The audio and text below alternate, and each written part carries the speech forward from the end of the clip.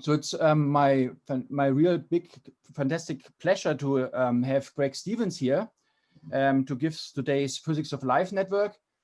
We actually spent similar time at Princeton University. He was at the Louis Signer lab for integrative genomics and the physics department, while I was in molecular biology, but we had we were at similar times. So Greg had actually a very interesting career path. He obtained a PhD from the University of Maryland, working on quantum gravity, if I remember correctly. And then he went to do a postdoc at Los Alamos National Lab, where he started working on neuroscience. And now he's, I think, associate professor at U of Amsterdam, and he's also adjunct professor at OIST in Okinawa.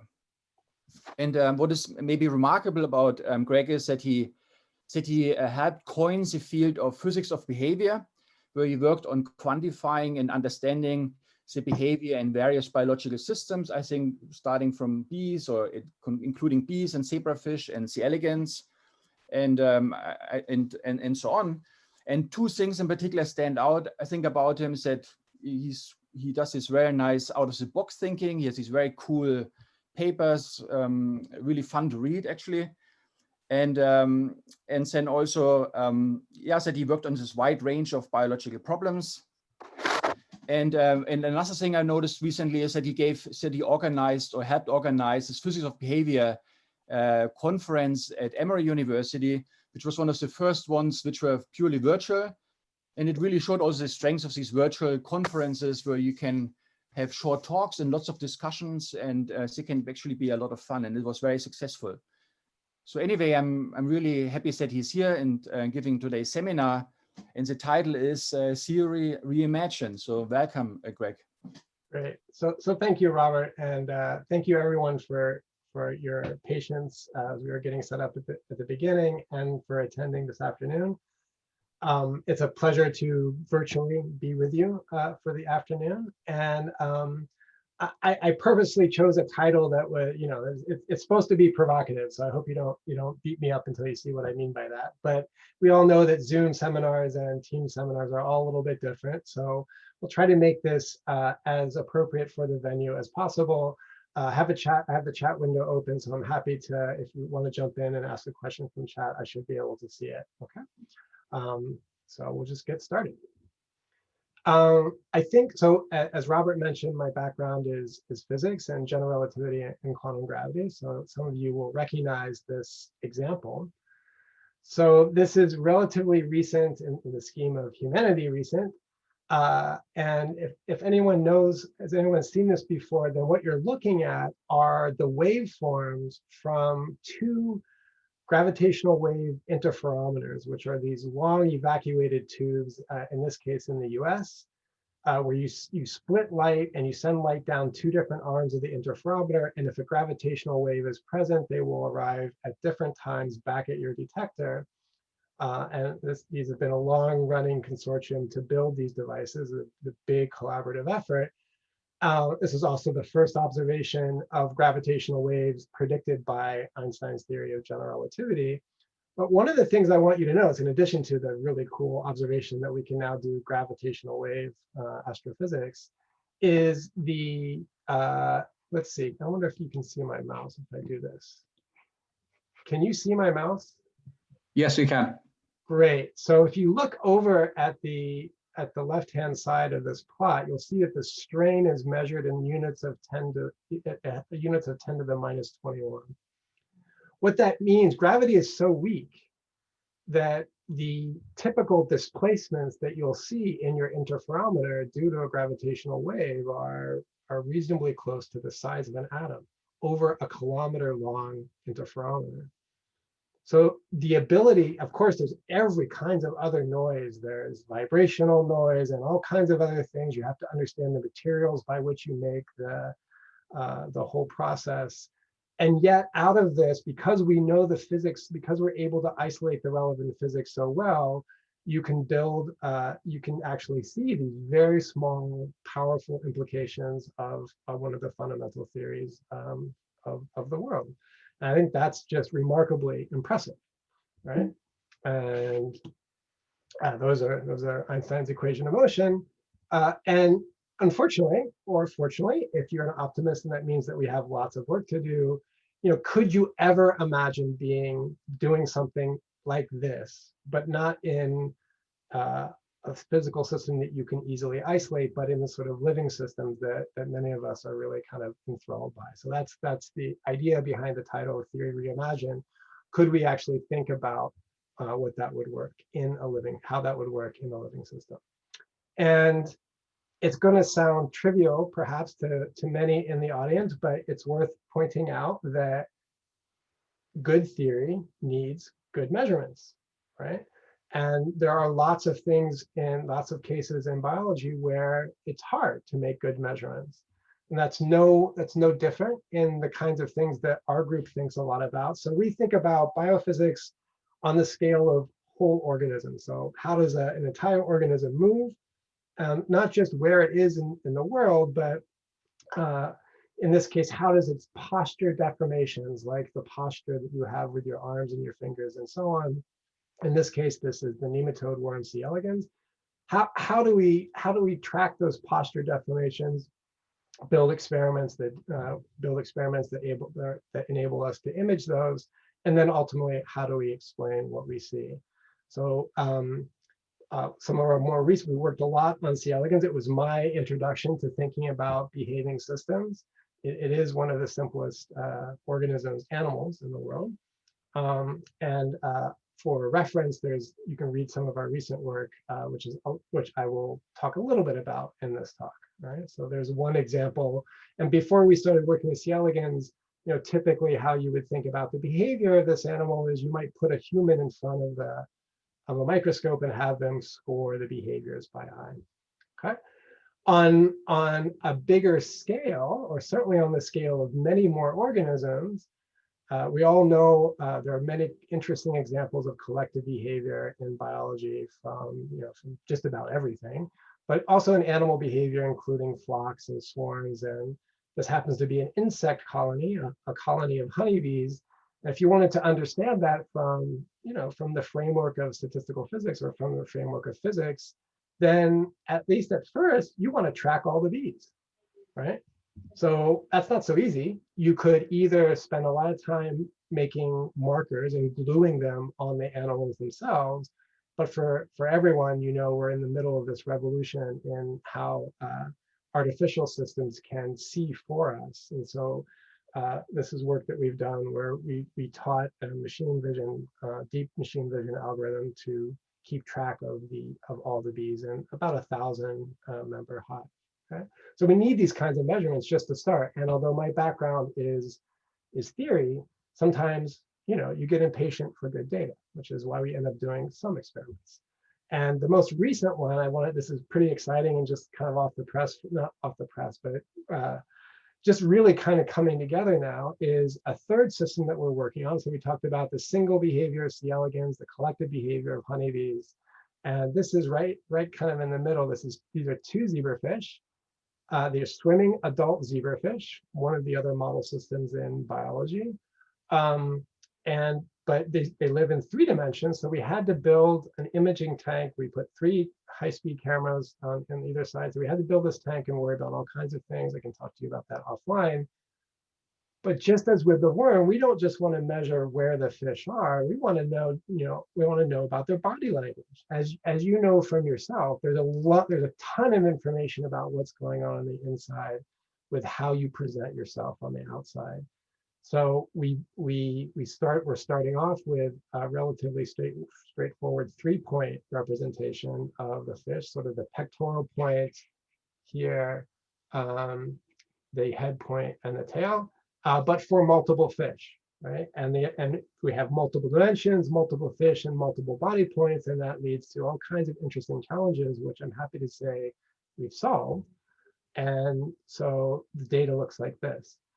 So these are male zebrafish. They fight for dominance. They've been separated from each other for a while, and then they've been put into the same tank. These fights go on for quite a while, can go on for an hour or longer. And these are imaged at 100 frames per second. So they really have pretty fast movements. And at the end of the fight, typically there'll be a very obvious winner and loser. So one of the fish will give up very abruptly. It'll be very clear that the fight is over, and we're asking all kinds of obvious questions about how the dynamics of this fight actually work. But we needed to start with building kind of this really precise tracking system in 3D. Okay. Okay. Well, those are kind of the systems that we work on, but really where we got started was thinking about C. elegans. Just gonna move something out of my way here. And in distinction to, let's say, the way physics has been practiced in the past, we don't often, especially on the scale of organisms, we don't often have a good idea of what the models are, or even what the relevant principles are that apply at the level of the whole organism. So we're going to approach understanding these systems from very much from a data-driven top-down approach. We're going to look for relevant coordinates or relative collective coordinates in the data that we have and the relations that we can find between them. So this is kind of the star of the show. This is Canarhoditis elegans, C. elegans, a model system, made a model system by Sidney Brenner in the UK 70 years ago or so. It's one of the simplest nervous systems in the world. It has 302 neurons out of 1,000 total cells. In this case, this is an imaging experiment done by my longtime collaborator, Will Roux, at the University of Toronto. These were done in Princeton, where there's a tracking microscope. You can see that tracking microscope in the red square on the left.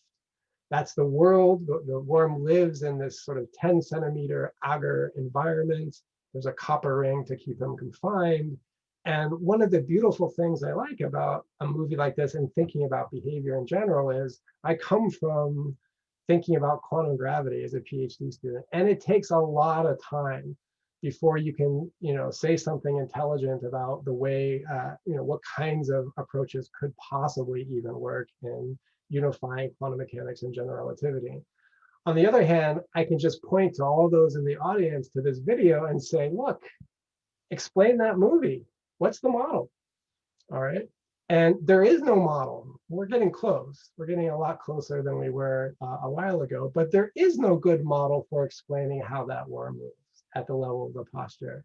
Sure, if you look from a distance then and you talk to the neurobiologist and C. elegans, the worms will move forward, they will move backwards. So right now the worm's moving forward, you will see them probably turn at some point. There is a turn, has multiple ways of doing that. It will also reverse. So there are these obvious categories, but there's no quantitative model for how they move. And so that has been a driving question for us in the group. All right. So one of the simplest things that you can do is measure the skeleton of the worm, which is just the posture for this in this two-dimensional approximation. And the worm's not so different than you in the sense that if I can measure all of your joint coordinates, from the knuckles here all the way to your arms, to your legs, to the way you're holding your torso, you have lots of degrees of freedom, but you don't use them all very often. In fact, you use them in these combinations. So we say that your space of posture is low dimensional, much lower dimensional than it certainly could have been. And that's equivalently true in the worm. In fact, we know that under fairly general conditions, it doesn't depend on the particular worm that you choose or the genotype, or it does depend on the fact that you're using 2 dimensions. We can talk about that maybe offline. But the idea is that you can describe any shape that you see with this 4-dimensional space of worm postures. And you can find those simply by doing principal components on the space of tangent angles of the skeleton. So really a fairly straightforward, ultimately straightforward encoding of this, not of the video, but of the instantaneous state of the posture, okay? And just to make a plug for why we work on the scale that we do, partly it's just interesting, but it's also true that there's something we find very powerful about thinking about behavior, and that is that on the behavioral scale, you can imagine trying to be complete about what it means, for example, to change its posture, all right? And, oh, that's a good question in the chat. I didn't mention these 4 eigenworms capture more than 95% of the variance for two-dimensional moving worms. And it doesn't, again, it doesn't matter which one you pick and so on. So they really capture a lot, right? We'll come back to that a little bit later. But there's something pretty powerful, especially for theory and analysis, about behavior, and that is that I can get all the posture, right? I don't have to make, there's always going to be a little bit of head wiggling that maybe I need to use another representation for or something else.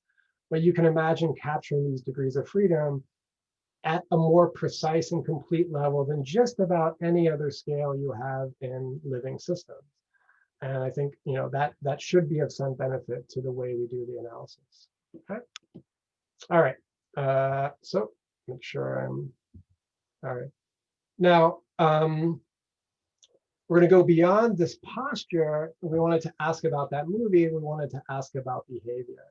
So when you think about time varying posture, then all of a sudden, you have a time series, right? You have a dynamical system of some kind or another. And I put a very simple dynamical system on the slide for you just to put us into the same space. This is a pendulum. And if it were just small angle approximations, you would know this is simple harmonic motion. But of course, the pendulum could have slightly larger deflection. So I put the full nonlinear equations on the slide. So if I give you the equations, you can solve them. You know how to solve them. You can numerically solve them. You can tell me about the behavior. That's all fine. But in living systems, we don't really have access to these equations, right? We could try to fit them, but there are reasons why that's also pretty complicated. And I just wanted to remind you that equations of motion aren't the only way that you can understand dynamics, right? So if someone, and what I've written below is a phase space for this dynamical system. So if someone gave you this state space, this phase space of the oscillator, two-dimensional phase space because you have theta dot and omega dot, right? And you could tell me a lot about the trajectories. You can see where the closed trajectories are for these cycles. You know that if I give enough energy, then the oscillator is going to go all the way around, right? And there's a lot more sort of if I had this space directly, I could query. And so since we don't know the equations of motion for living systems, trying to reconstruct these kinds of state spaces from data is going to be an important avenue for us. Okay, so before we go on to the next slide, there's a question: would turns be different? This is back to this. Turns are. There's a question about would turns be more significant? Turns are sitting primarily in this third mode, so we do capture all kinds of complex shapes, even with this four-dimensional space. And actually, one of the lessons that I'd like to sort of convey to you, even on this level, is 4 dimensions is really small relative to the space of normal biological complexity, absolutely. But it's super large if you're thinking about what kinds of curves you can draw. So you can play around, and with 4 dimensions, 4 of these filters, you can drive a lot of complex shapes. Okay, now we're going to come back to this main question, which is I don't have equations of motion. I have a time series of some kind. I'm querying the postures of, in this case, of the worm. And I'd like to tell you something more quantitative about the dynamics that I see without actually fitting the equations of motion. So in the language of dynamical systems, so in the field of dynamical systems, there's been some really good effort on how you could query the dynamics without knowing the equations of motion. And generally, this comes under the, what we're going to propose comes under the idea of a delay embedding. So what we're going to do, we're going to start with some underlying dynamics here. I'll get this out of the way here. We're going to start with underlying dynamics, some system that we're going to measure. Now, generally speaking, so it's the worm. Now, maybe we don't get the full details of the measurements that we certainly don't necessarily get the full state space in, for example, in the postures of the worm. So we're going to stack measurements together in time. So we're going to take delays of whatever measurements we have, right, over some number of delays. We're going to basically expand our data by concatenating delays in time. We're going to build some higher dimensional representation of the states.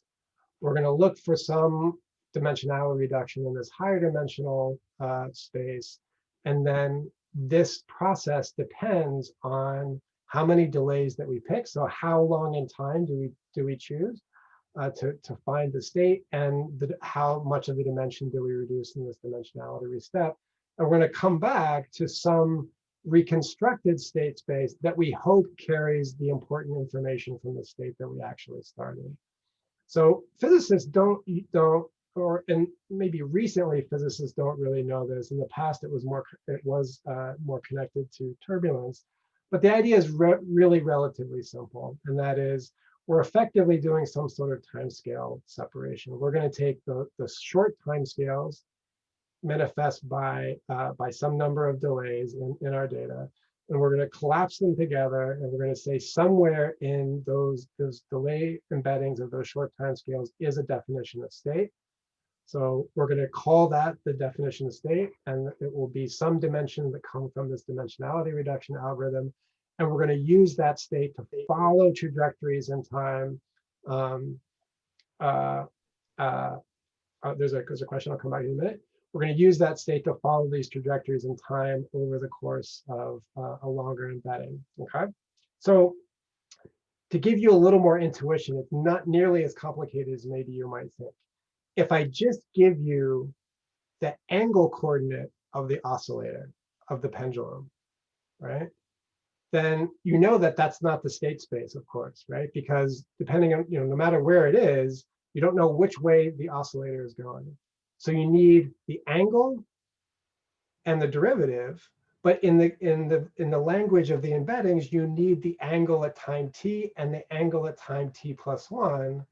That's enough information to define the state. Okay, and that's what we're doing. So we're essentially searching for as much local information, looking for derivatives that would be important somewhere in this embedding. So perhaps if I can rephrase my question that I put in the chat then, is it a bit like trying to work out the hidden states in a hidden Markov model? It's something like that, right? So except that we think that the states aren't, we're looking for local time information that would then not be hidden anymore. Yeah, it's exactly like that, right? So if you don't pay attention to the velocity of your pendulum, it's going to appear as a hidden state. We think so. Then at least some of that can be found in this delay, right? Absolutely. Okay. Make sense? Yeah. All right. So that's what we're going to do. Oops. Okay. I'm putting some of the group members next to the analysis. The first result, you can read about this in the paper I put at the beginning. But the first result is actually really quite nice, which is that if you do this for crawling worms, and again, this is about the behavior, not about the posture, then the state space of crawling worms off food in this kind of foraging context is really, pretty well described by these 7 state dimensions, okay? And 2 of them look like chimegraphs of traveling waves going forward. This is gamma F1 and gamma F2. 2 of them look like chimegraphs of traveling waves moving backwards. And remember that the horizontal axis here is just the arc length down the worm, so the curvature along the worm's body, and I'm moving in time just as long as the delay embedding that I constructed. So K star are the number of delays that I've constructed. So these first 2 state dimensions describe forward crawling. These next 2 state dimensions describe reversals. And these final 3 state dimensions, you might notice that they're broader, they're spatially broader, right? That is that this width is bigger. And those are turns. Turns involve sort of coherent bends across a large fraction of the body. And so these 3 dimensions correspond to turns. Okay. All right. So that's the state space. And there's a lot you can do with that state space. So you can imagine that if you want to go and, you want to look in detail the dynamics of these behaviors, you can look in detail. It gives you a much richer direct encoding of the behaviors rather than looking at things by eye. But we were interested in this approach in part because in ergodic systems or in dynamical systems, there is a lot of information in the trajectories of this phase space that we hope will guide what kind of model you would even write down for motor control, and ultimately what kind of model would explain that video that I showed at the beginning. Now, a very key sort of component of that ergodic theory, of that ergodic attributes is something called the Lyapunov spectrum, but really it's simple. It's an invariant characterization of how balls in your phase space evolve in time, right? So if I start with a 7-dimensional sphere in my phase space, it's 7-dimensional because I have 7 coordinates, and I let that sphere evolve, some of those directions of those spheres will expand. Right? These are positive. These are directions in the space that have positive Lyapunov exponents and would correspond to chaotic directions. And some of them will contract, right? Generically, some of them will also remain the same. Okay. If we look at that spectrum now, none of those exponents had to be positive. But it turns out that you get a very unique or very telling kind of spectrum for this 7-dimensional phase space. You get 2 positive exponents, the red and the green here. You get a near 0 exponent, which we think corresponds, which you would get naturally if you had a continuous dynamical system. And then you get 4 negative exponents, so that the overall sum of these exponents is negative. That means it's a dissipative dynamical system, but it also has this remarkable symmetry, which is about this this purple line, this dotted line, which is near the purple exponent. The exponents are symmetric. Now, purely symmetric, if the exponents were symmetric around 0, that would be a Hamiltonian system. And that would be a reflection of the time reversal invariance of Hamiltonian dynamics. In fact, if you just do a double pendulum in the chaotic regime, it would have a positive exponent, positive exponent, 2 0 exponents, and a negative exponent exactly balancing the positive one. Okay. And so we think the spectrum, first of all, the fact that it's chaotic sort of indicates that what we think of as, we often think of noisy just in the stochastic sense of motion, but we think that there's really deterministic dynamics causing variability in the worm, right? And that ultimately an important part of the control system is this approximate Hamiltonian in the whole system. Okay. And once we finish this work, we're actually pretty surprised to learn that we weren't the only ones thinking about this. And it turns out that if you do simple models of biomechanical simple models of, for example, not yet of C. elegans, but of larvae, of Drosophila larvae, then you get sort of these Hamiltonian-like dynamics or near Hamiltonian dynamics emerging for similar reasons. It's fundamentally an elastic bending of the body wall and then control systems from muscles.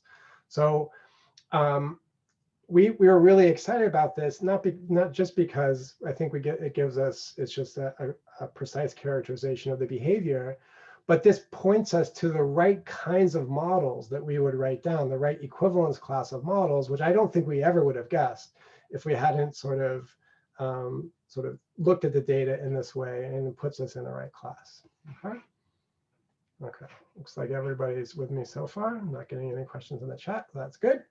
Okay. So I'm gonna whap your brain a little bit, because we wanted to stay in this idea of the dynamics being important, but there are challenges to the way that we assess the dynamical system of the worm.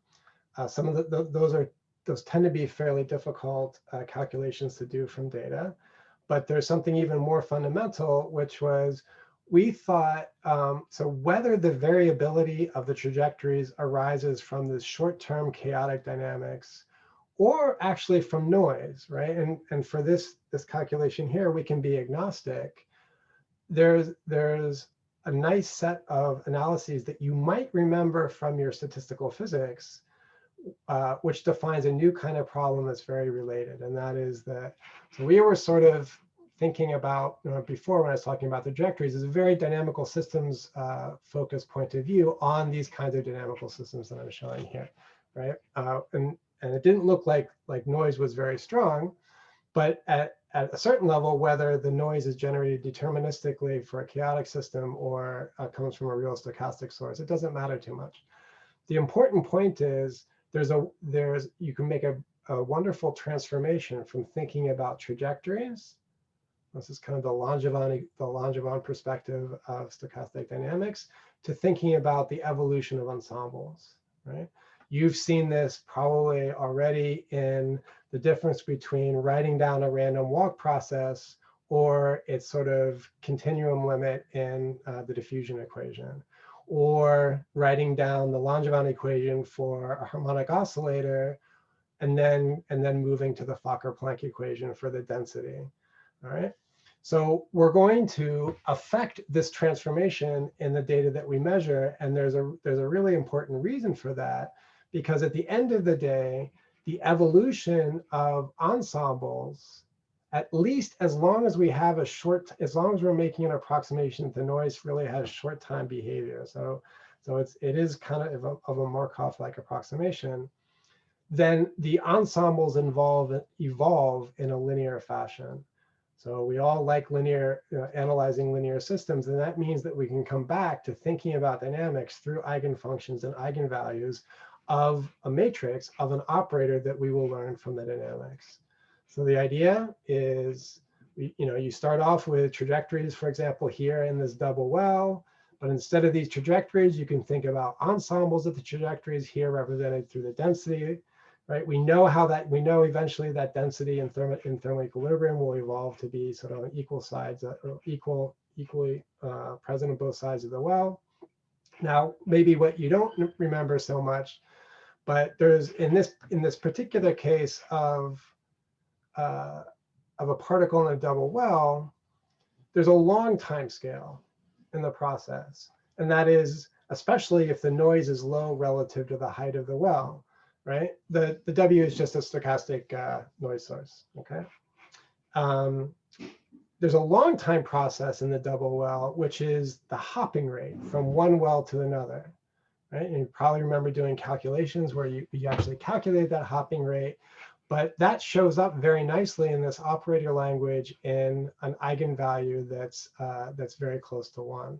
So by looking at the details of the spectrum of these operators, which are like these Fokker-Planck equations for the system, we can isolate, we can better isolate long-lived dynamics. Okay. All right. So that's what we're going to do. And this is, yeah. Sorry, I just was wondering, I'm still sort of thinking a little bit about your previous slides. Sorry about the... No worries, no worries. Thing. I mean, could you explain a little bit more what this chaotic and this dissipative aspects really mean? I mean, I guess at some point, even if the worm's having different behavior and it's sort of diverging, I guess at some point, every worm will go forward again or backward, some really simple movement. And so wouldn't that then again converge in some sense? I mean, how can it be completely chaotic somehow? It seems like there's once in a while it goes back to these very basic. Great, good. So that's a great question, Robert. And unfortunately, I don't have the graphic that I want for this, but I'm going to try to do this in in the air. So just like a Hamiltonian system, so you have spaces of, there are families of trajectories in the state space, in the 7-dimensional state space, that broadly correspond to different behaviors. So there's a set of cycles corresponding to forward behavior, there's a set of cycles corresponding to reversals, and there's a set of cycles corresponding to turns. All right. Now, as you move in this space on, for the worm that's on this foraging plate, you stay on one of these cycles for a while, but then you jump, right? And that is, the dynamics is unstable, so it will naturally move you from, it will do two things. So first of all, even for forward crawling, there isn't one limit cycle that describes forward crawling. It's a wide range of cycles. So there's a fundamental sense of the cycles in your state space are unstable. So you never stay on one cycle forever. they may be close to each other. So it will look like forward crawling because it's still in that broad category, but it's not the same cycle. So you have this family of unstable cycles. You're bouncing around with them, and then you will naturally, chaotically diffuse to another part of the state space, and you will bounce around those cycles. Those could be turns, those could be reversals, and that whole process can go on forever. All right. Does that help with the question? Yeah, I guess somewhat. I mean, maybe that's also related to the question, how can you tell one cycle is really different from another cycle? Because I'm sure there's quite a lot of uncertainty. You know, after all, we're talking about biology. So there's, of course, a lot of uncertainty in the image analysis and so on. I mean, how can you really be sure, you know, they're really different? I mean, wouldn't you broadly say, you know, they're identical now at this moment, or within the error bounds? So you can really, I mean, you can look. And so there's a couple of things that that we did that gave us more confidence. So one is, if this picture of unstable cycles is correct, you should be able to recapitulate things like the Lyapunov spectrum only from the statistical properties of these cycles, which you can do. Okay. So that gives some reality to them. The other thing is that if it were just noise, then the stability of these cycles you could see it, right? You would see that these cycles really were just kind of noisy versions of each other. That really doesn't seem right, right? So the take home is the cycles do really seem different, right? And that difference isn't, we think that difference is informative, is part of the mechanism that the worm is using to generate crawling, not just, you know, it's not haphazard, right? I guess another way to say this is not the spectrum of a dynamical system that you would expect if noise was really kind of a driving force in the system. And that's surprising, right? I mean, we didn't go off with the idea that this is going to happen this way, but I think we're pretty confident that this is true. Certainly in this analysis, but just in general. No? Okay. Right. So while I'm on here, I'm looking for other questions. Should I go back to, okay, so here was the transition from trajectories to ensemble dynamics. Okay, were there any questions on the Langevin equation? From this transition from dx dt, the Langevin equation, to this Fokker-Planck equation, you might have done as an exercise. Okay, where W is the white noise, W is the noise source, and now we're talking about the ensemble dynamics. So this should be pretty familiar. I mean, just sorry again. So what is the goal here? You just want to have a very minimal description in terms of a very simple model. The goal is, can you learn rho from data? And then, of course, if you do, why is that advantageous, right? So effectively, the goal, the question is, can you, and by learning, sorry, not rho, excuse me, this whole process you can imagine as a linear operator. In the finite time case, we call it a transfer operator. Can you learn the equation for rho? That's essentially the. So it's really an inverse problem you're trying to. You're not trying to solve this problem. You want to get the parameters and. That's right. It's an inverse problem. So how do we approximate the evolution of this density rho? And what does, you know, how is that a useful characterization of the system? That's exactly right. So just to give a little more intuition, the previous analysis was very strongly deterministic dynamics. This analysis, while still we're thinking this in the relatively low dimensional state space, would be agnostic as to whether the dynamics was deterministic or stochastic. There really, you know, once you wait a certain amount of time, there really is it's very hard to see any difference between deterministic and stochastic dynamics at a certain level. So you could just as well describe, let's say, a chaotic Lorenz system in this probabilistic ensemble manner. Okay. Okay. Other questions? Oh, we're not going to worry about Ito versus Stratonovich. Okay, all that's going to go away. But that's a good, you know, everybody who does stochastic calculus knows about these things. Yeah. All right. Okay. So the operator that evolves your density. In the continuum case, that's coming from the Fokker-Planck equation. In a finite time approximation, we're going to call that a transfer operator. Okay, and we want to learn these transfer operators from data because it's going to allow us to, well, it's going to give us a sort of complementary description of the system. We can apply this both to deterministic and stochastic systems, and it is especially valuable for identifying long time dynamics in the data. Okay. By the way, what's the target time for me to finish here? I guess sort of within an hour, but I'm trying to remember now when we started, I think 20 minutes late. So, you know, sort of 10, 15 minutes. Okay, that's perfect. Okay, and everybody please keep asking questions because I realize I'm pushing a lot of things here. All right.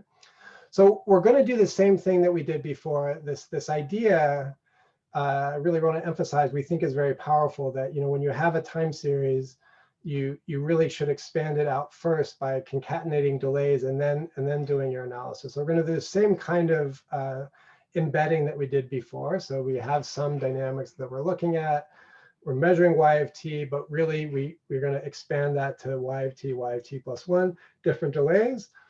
But in this picture, we're really, in the statistical picture, we're going to choose the number of delays to effectively maximize predictive information. All right, and this will be out as a preprint soon, so you can see the details, but you can imagine what's happening. And that is that as I add state information, as I add important information, like the velocity in my oscillator, then the conditional entropy of the future will drop, right? Because now you have more information about the state. And we're going to continue to add delays until we don't see any drop in that conditional entropy, right? Until it's as narrow as possible. And then we have a reconstruction, but that's just the state space. Now I have to take that state space and somehow approximate the operator that evolves densities on that state space. Okay, so that should have been a little bit of a reminder for what we did before. What does this actually mean? Okay, what this means is I have some state space that I've constructed in this delay. Now I'm going to partition that space. I'm going to have some number of partitions, say n.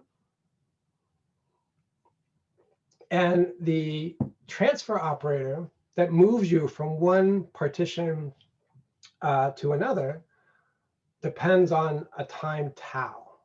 So I could do this with tau being just the frame rate. And then that would mean that all I do is I count probabilities of being in state I and moving to state j in a time, in that case, delta t, right? And that's the transfer operator defined at that time scale, delta t. So that's this equation up here. So you're effectively building these, it's a symbolic dynamics on top of your state space, but you have a free parameter. Actually, you have two free parameters if you keep track of the number of partitions. You have the number of partitions that you're using. It's a very good question about entropies. I'll get there in a minute, and why that's a challenge. And you have this delay timescale tau, which is how long you wait for a transition to occur. Right?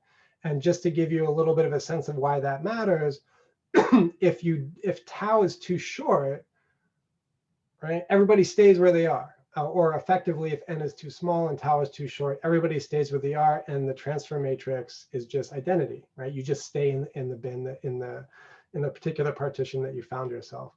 If you wait too long, right? So imagine back to the double well. If you wait for a long time, then there's no dynamics left, and the chance of being in state I when you were in state j is just the invariant distribution, or in this case, the equilibrium distribution of that double well. It comes from the double well equilibrium density. Okay, so we're looking there's flexibility in this choice of tau, and I'll show you how that works in a minute. Okay, but this is the idea. So you've embedded a phase, you've reconstructed a state space with time delay embeddings. You've partitioned it, and now we're going to look simply at transitions between these partitions, but we have this free parameter tau that we have to keep around. And Thomas, you have a good question about entropies. I'll come back to that when we talk about the Lorenz system, where I can demonstrate it very clearly. Okay. All right, let's do it in a case that, again, should be an exercise for all of you. Right, let's do the, in principle, underdamped double well Langevin system. Right, so a particle in a double well potential. It's an equilibrium, so there's a balance between fluctuations and noise, noise and dissipation. But it's not overdamped. So in principle, it's a two-dimensional system. We could vary the temperature and so on. Right, you've all seen this before. Here's the coordinate, the x coordinate of the system, and as you can see, it's bouncing back and forth between the two wells. Okay. Now, this is fundamentally a stochastic system, which means that the entropy will only grow as you make the partition smaller. The predictive information will only grow as you make the partition smaller. There is no limit. But the form of that growth as a function of how many delays you take changes dramatically, and it should be fairly obvious why. If you only have one delay, which is just like having the state, right, then you don't get nearly as much predictive information as you have with two or more, effectively saying that it's an underdamped system. The velocity matters. Once your delay embedding is rich enough to include the velocity, then all of these curves are very similar in terms of the predictive information. They all grow as effectively you make the number of partitions grow, but that's simply because it's a stochastic system. It's fundamentally stochastic, okay? And this is more for, this is more a side point, but if you do the delay embedding from k = 2, then you find kind of exactly what you expect to find. This is the joint distribution of the two embedded coordinates. It's just reproducing the density that you started with. Okay. All right. So as I said, tau is an important parameter. All right. Maybe I probably should have flipped this around. So let's focus on the right side first. So the implied timescales are a function, so they're defined in terms of the eigenvalues of the operator and the delay time. Let me take a moment, like when I sort of look at the chat. Were there any questions at this point on what we're doing here? There is a question. Let me see. Was velocity the only other variable for the pendulum? Yes. Right. So in these systems, either in the pendulum or in this Brownian particle in a double well, once you have x and x dot, or once you have x at t and x at t plus 1, your state space is complete. Right. So that's all the embedding you really need. If there's some, this can interact with noise in some ways, so you might need a few more delays that help you sort of knock down the noise. Okay. All right. So we're back to this double well potential. Put the chat over here. And I said that this choice of tau and constructing the operator is up to you, but you can use it constructively. And so essentially, what we can do is choose tau such that most of the timescales in the system are effectively equilibrium. It's just what you would get from equilibrium dynamics between different states. But there's one long-lived state that you can isolate. And this timescale, which stays constant, let me make sure I can annotate with the mouse. So this timescale, which stays constant when I vary tau, is the timescale corresponding to the hopping. So this mode, so this is the timescale, so the eigenvalue of the operator comes from a particular lambda, so it's the eigenvalue of the operator. This mode has an implied timescale that's approximately constant, and that mode is the long-lived mode in the system, which is the hopping scale, right? And so if we choose tau appropriately, then we've isolated that mode from the rest of the modes, and now we can study what that mode means. Okay, and now on the left, this is to give you an idea about what is this dynamics that we're really characterizing. Fundamentally, by looking at the eigenvalues and eigenvectors of this reconstructed transfer operator at finite tau, we're characterizing how the system evolves to its equilibrium density, right? If it's a dynamical system, it's its invariant density. If it's a thermal system, this is just the equilibrium density. So these dynamics that we recapitulate through the eigenfunctions and eigenvalues of the operator characterize this approach to equilibrium or to the invariant density. So in this case, this second eigenvalue of the operator is just characterizing. You can see as time goes on how this initial density ultimately relaxes to the equilibrium density for the double well. Okay. All right. So sorry, if the constant regime of when that corresponds to the switching, so the short timescales then basically correspond to noise. And what happens then at the long timescale where you get again these deviations, this non-constant behavior? You mean over here? Yeah. Yeah. So this is the idea that when tau is too long, or when tau is long relative to all timescales in the system, then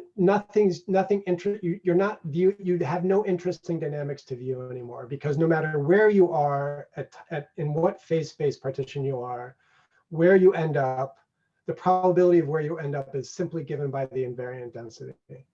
So actually, it's really easy to describe this in this operator language. So if tau is super short, the operator is just identity, right? Because you don't leave the partition that you're in.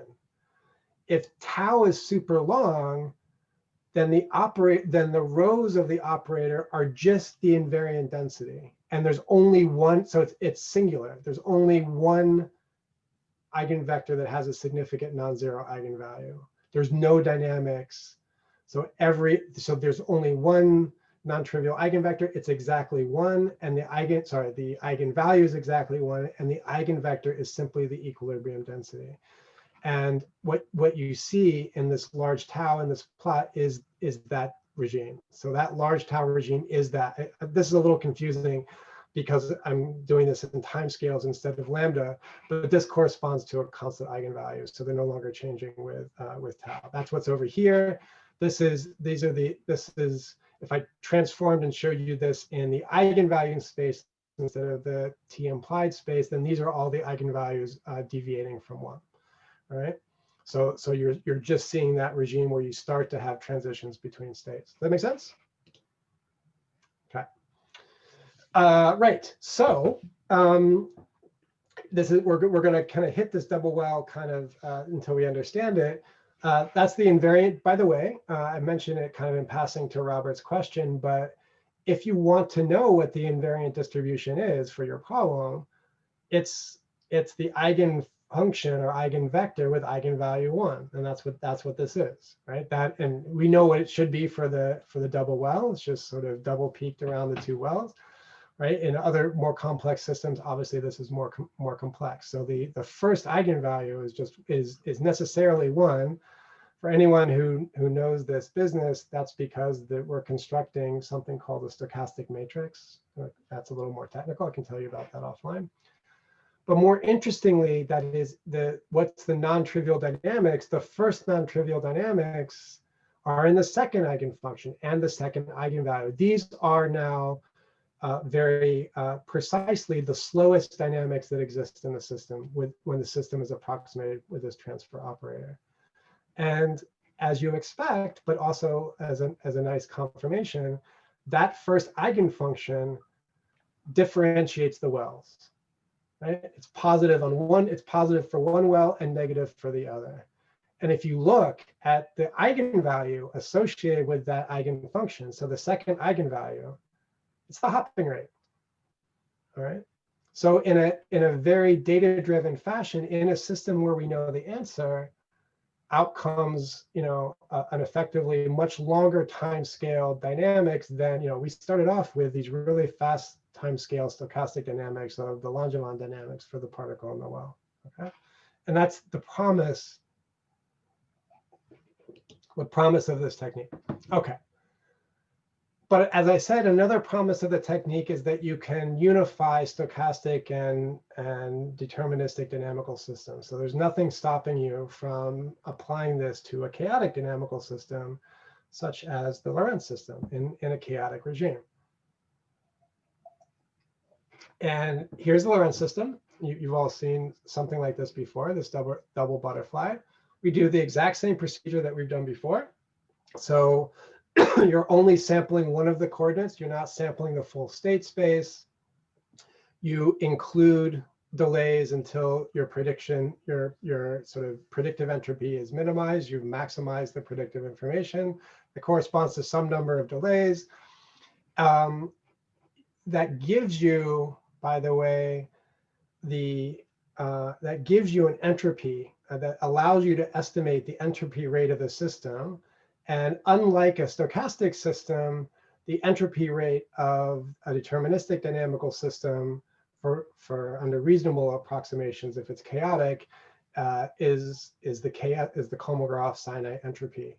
And in fact, the entropy that we measure here in the sequence symbolic sense up here as a function of the delays asymptotes to this value, which is basically the positive Lyapunov exponent. All right, so that's already pretty nice. And you know, as an aside for those who don't know dynamical systems, there's a really beautiful connection between measuring dynamical entropies through the Kolmogorov, you know, through the positive Lyapunov exponents, the KS entropy, and maybe more familiar to you, sequence entropy from Shannon, right? And under most assumptions, under reasonable assumptions, these are the same thing, right? And so you can get at these, in different ways. So instead of calculating the Lyapunov exponents in this case, we get the entropy. Okay. Now, Thomas, you had a good question about estimation, right? And so there's a good example. This works for the KS entropy of the Lorenz system, which you know is about 0.9 nats per second. If you were to ask, do you get, you could time reverse the Lorenz system, for example, and could you get the negative entropy? So could you get the sum of the negative exponents this way by just time reversing? And of course, if the entropy is too high, then we can't estimate it in a partition sense. All right, so this could fail. I mean, like anything else, right? So if the entropy of the system is too high, we're just never going to be able to estimate it. So I think once we get this out, we'll think about really kind of what to do about that. I hope it's not going to be too limiting, and there's plenty of systems where we think it's not going to be too limiting, but it's good to keep in mind, right? That fundamentally, if the entropy is super high, we're going to have a hard time estimating it this way. This is because this is kind of a partitioned approach to the entropy. Okay, I don't want to go too much longer. 5 more minutes, is that okay? Yeah, sounds good. Okay, so again, in the same approach where you construct these ensemble transfer operators and look for long timescales, or at least look for a separation of timescales in the system, these are the eigenvalues or the implied timescale as a function of this delay tau.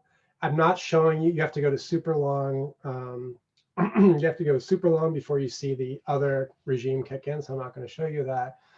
But there are multiple long time scales in the chaotic Lorenz system.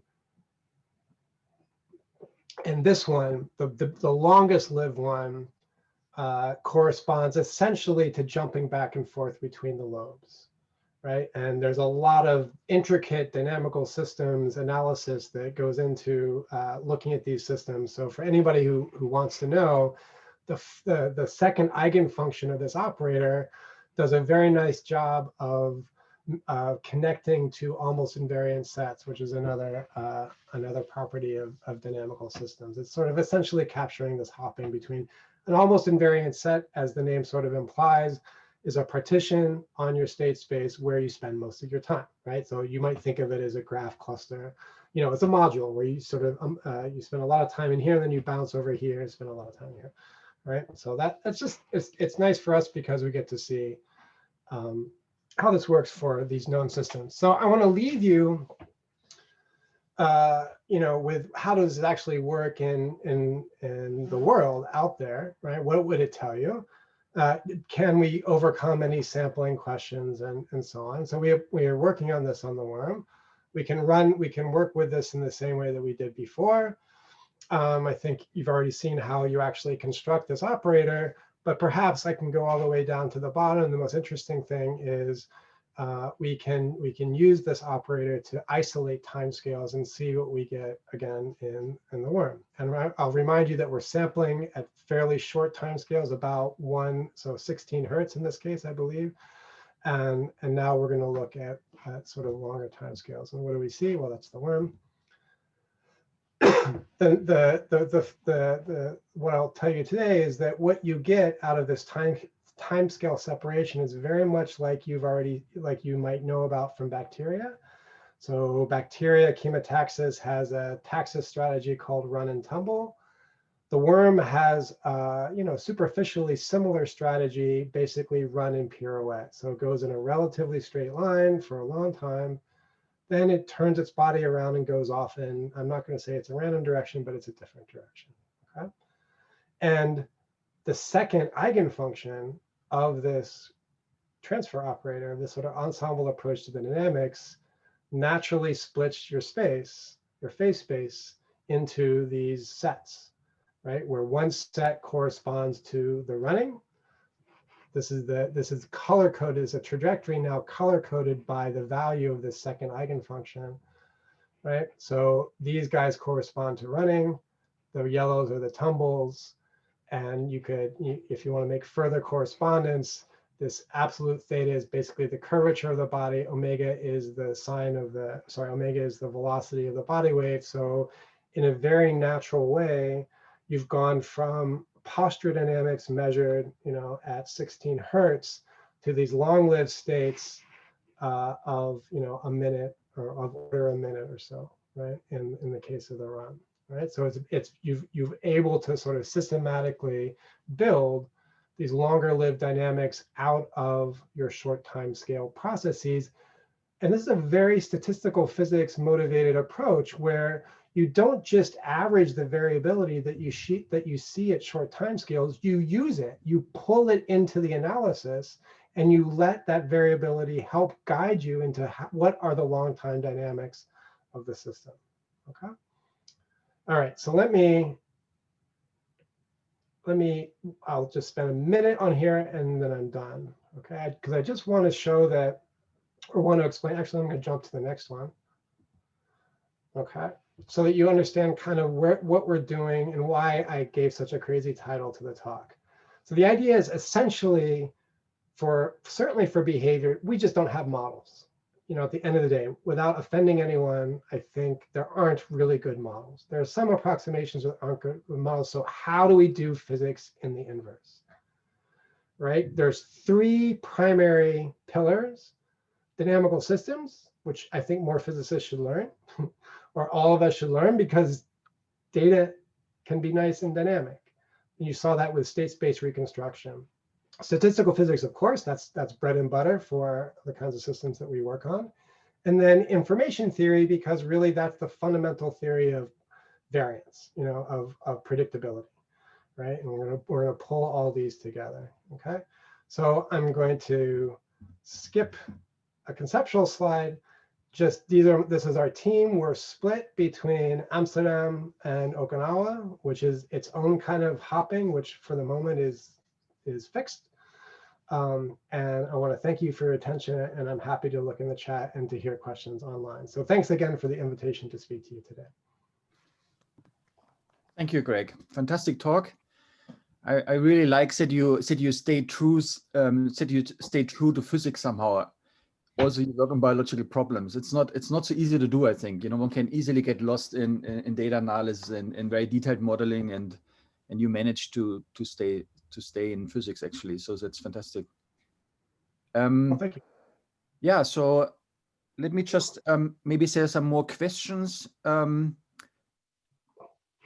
How do you reduce the dimensionality of the delay embeddings to get n discrete states? I don't know if there's anything to say about that. Great. So there's two important things that happen. And it's not clear that so one is a continuous reduction of dimension. Sorry, one is a reduction of dimension in the delay embeddings, which you may or may not have to do. So that's just the idea that I take my state at x, my state at x of t plus 1, all the way up to k delay vectors, and that's my new state, right? So I've expanded that out.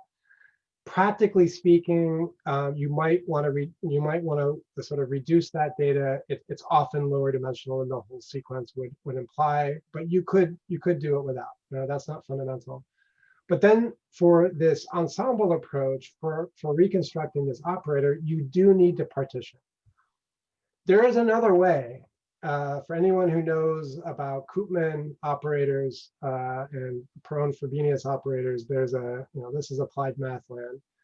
There would be another way to do this without partitioning. And maybe that would help us with things like estimating the entropy, but that's, for us, that's function spaces, that's really hard. So there is this partition on the phase space. It's meant to be kind of straightforward. You basically just turn your phase space into n partitions, and now you talk about transitions between them. All right, and that's, you have to do that right. So, for everyone who partitions your data or turns, quasi-continuous data into discrete states, that you want to do it in a way that kind of aligns with the dynamics of the process and so on. So we do want to do that right, but otherwise it's a fairly straightforward k-means partitioning process. Okay. Mm-hmm. So there was a question by Andre Brown. Do you want to just ask the question yourself, Andre? Yeah, sure. Andre, hi. Hi, can you hear me? Sure. Okay. Yeah, the question is, this sort of two-state hopping idea is often used in single molecule experiments, like say, receptor ligand unbinding or protein folding and unfolding, forced unfolding. And their force sort of increases the, say, transition rate roughly exponentially. It tilts your potential. I wonder if there's an analogy to force here, sort of as sensory input, for example. So we know in worms, you heat the head and they hop to a reversal state. Have you thought about making that analogy, quantitative? Yeah, that's a great question. So what I think you could do is isolate the hopping mode that you're interested in, and build equations and then build equations that incorporate the stimulus dynamics, and then see. We haven't thought about it, but you and I can talk, because we don't have a lot of good stimulated worm data, I think, but that would be really nice, right? To see how that works. I think one thing that would be interesting there maybe is, in the case of forced unfolding, you sort of have a well-defined reaction coordinate, so you can sort of predict the force dependence you expect.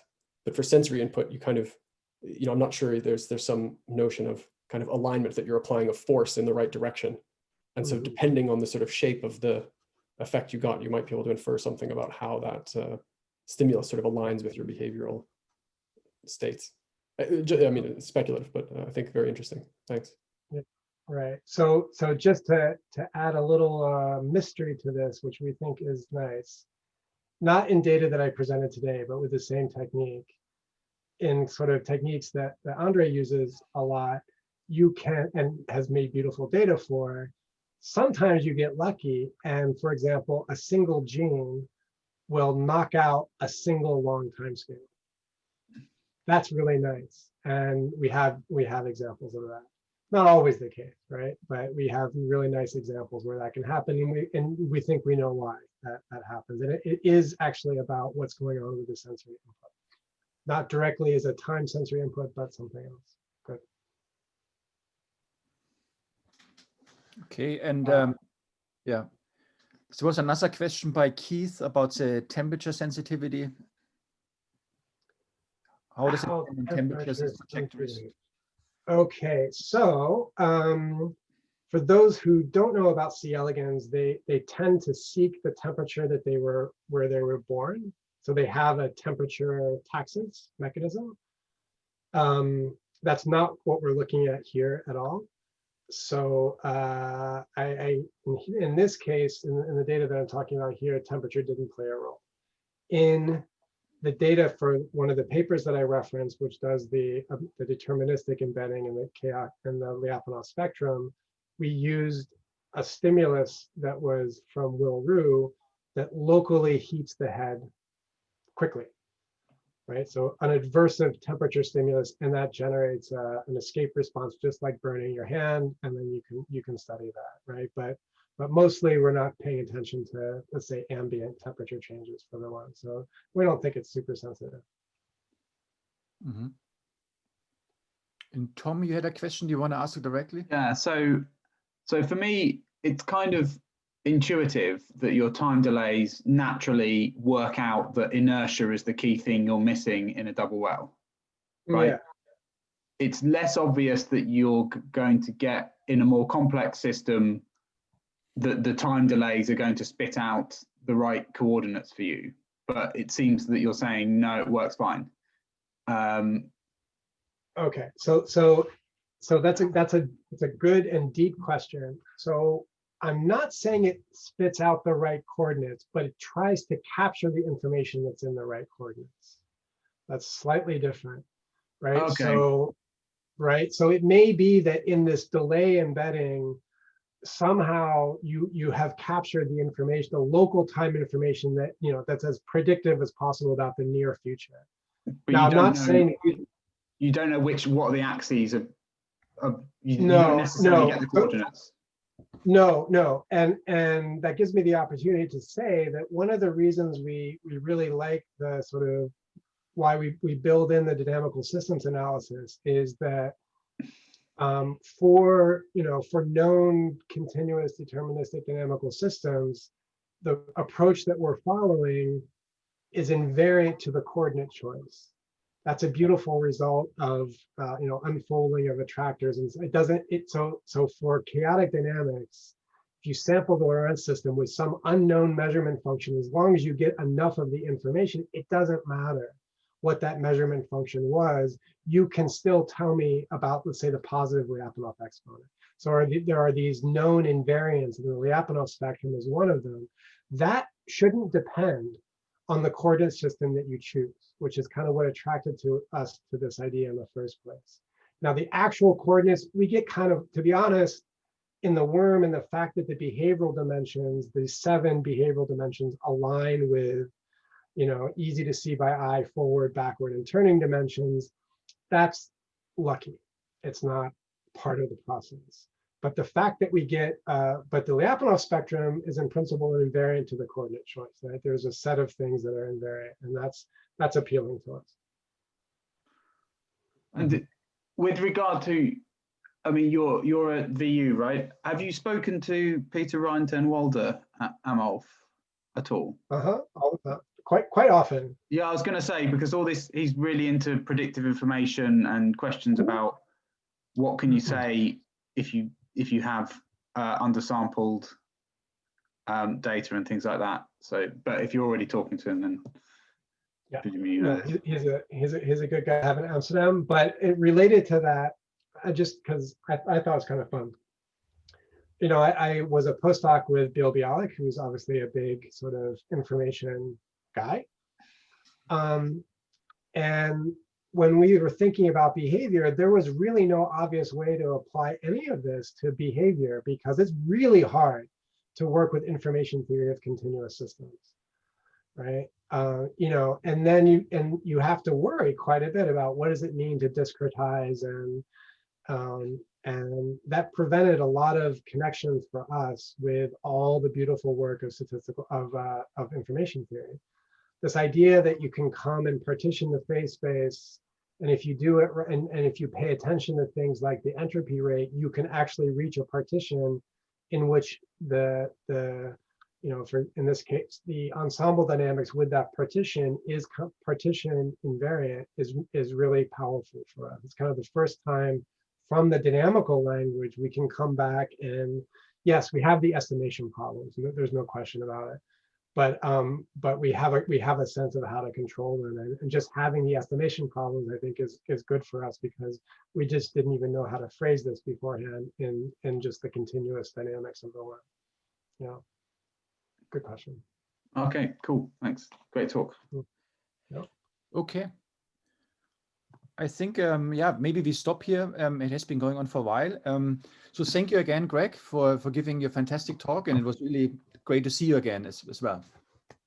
Well,